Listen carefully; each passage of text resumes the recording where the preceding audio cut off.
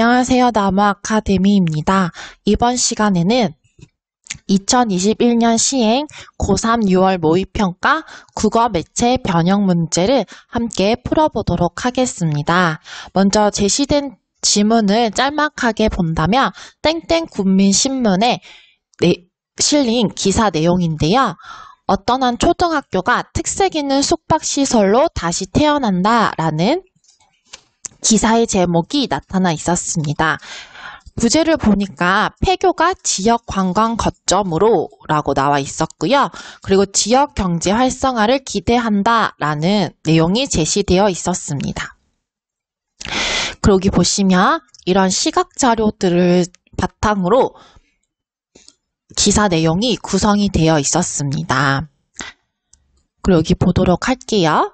여기 보시면 최초 작성 시간 그리고 수정 시간이 나와 있었습니다.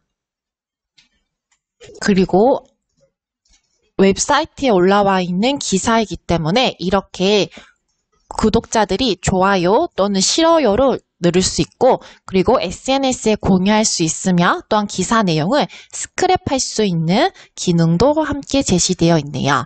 그리고 이 기사 내용과 관련된 기사를 아래를 눌러서 링크를 연결하면 해당 내용이 또 연결되도록 되어 있었습니다.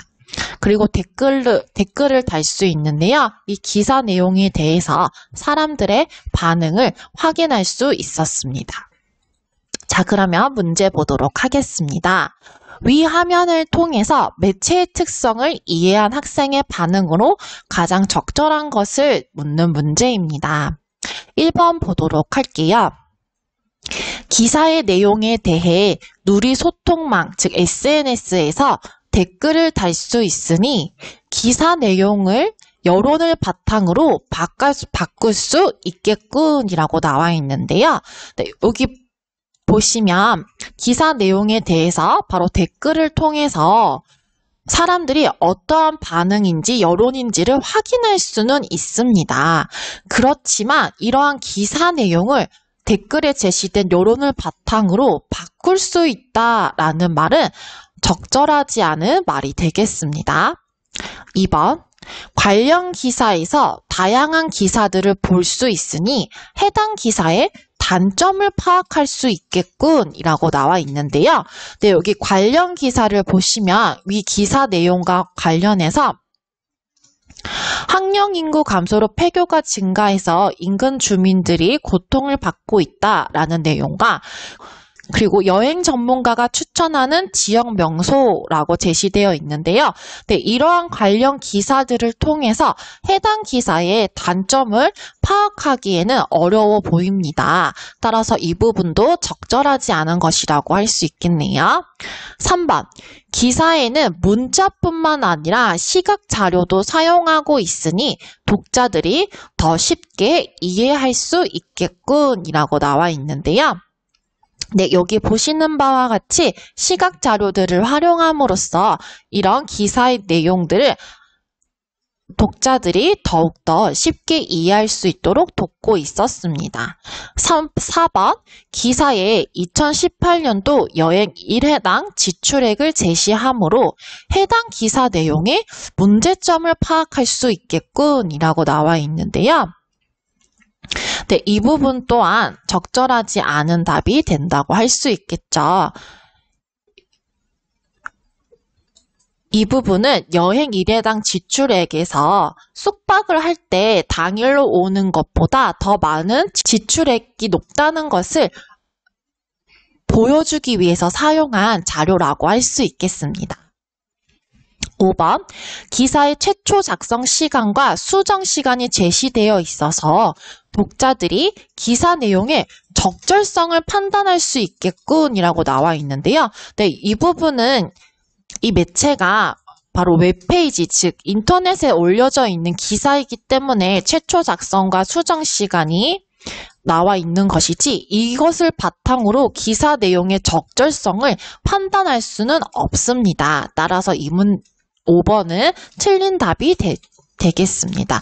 따라서 정답은 3번이 되겠습니다. 자, 그 다음은 언어 문제 함께 하나만 풀어보도록 하겠습니다.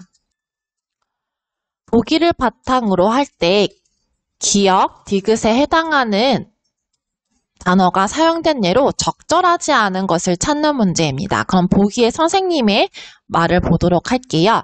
신체 관련 어휘는 신체 부위를 나타내는 중심적 의미가 주변적 의미로 확장될 수 있어요.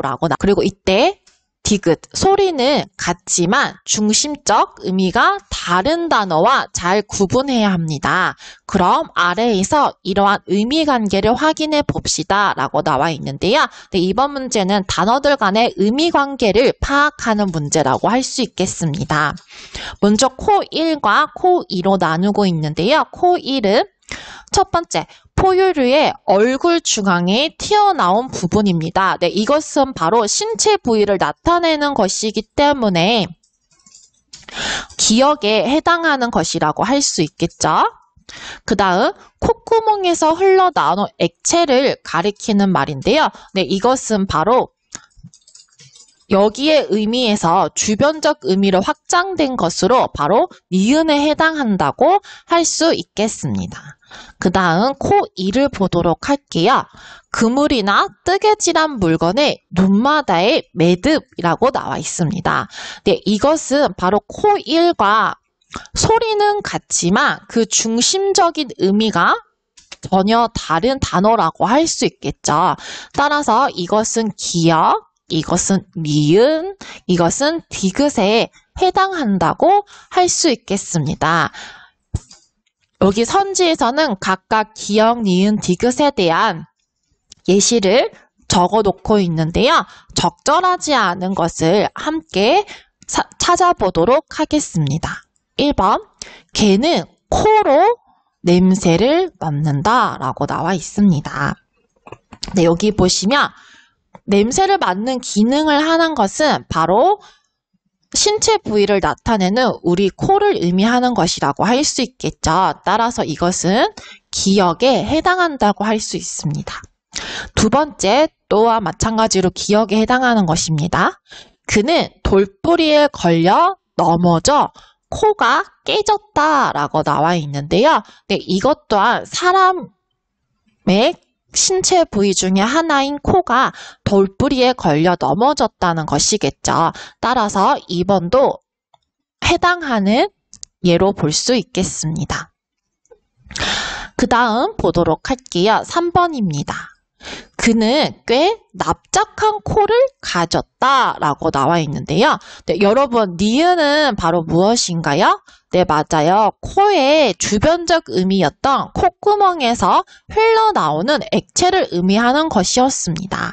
그런데 3번에 제시된 예문을 보시면 그는 꽤 납작한 코를 가졌다라고 할 때 이 코는 바로 코의 중심 의미인 포유류의 얼굴 중앙에 튀어나온 부분을 가리키는 말이라고 할 수 있겠죠. 따라서 이 부분이 틀린 답이 되겠습니다. 적절하지 않은 예가 되겠습니다.